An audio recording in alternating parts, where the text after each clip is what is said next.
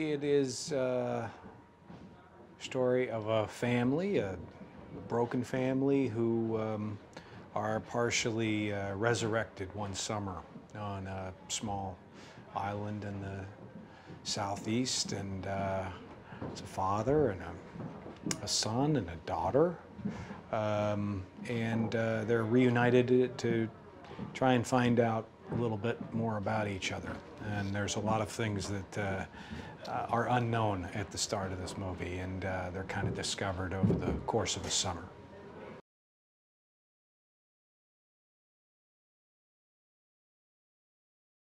He's a concert pianist who was quite talented and from New York. And before moving down here to the South, he had a real shot, and he didn't quite pan out the way that he had hoped in both his family and with regard to his career. And so he kind of finds himself down here in this small, sleepy town.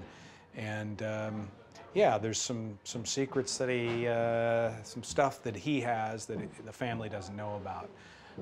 There's some stories that are playing out in his life that he's withholding, and there's a reason for that.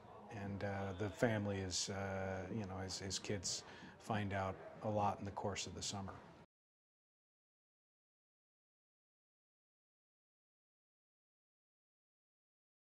Nicholas Sparks has an incredible, you know, sensitivity towards, I think, families and the interconnections of relationships within families. And he's isolated a very, you know, just an interesting story between two people who I think at the onset have very little chance of connecting. And, you know, on some levels they do, and in some levels maybe not everything is tied up in a perfect bow, which is kind of nice.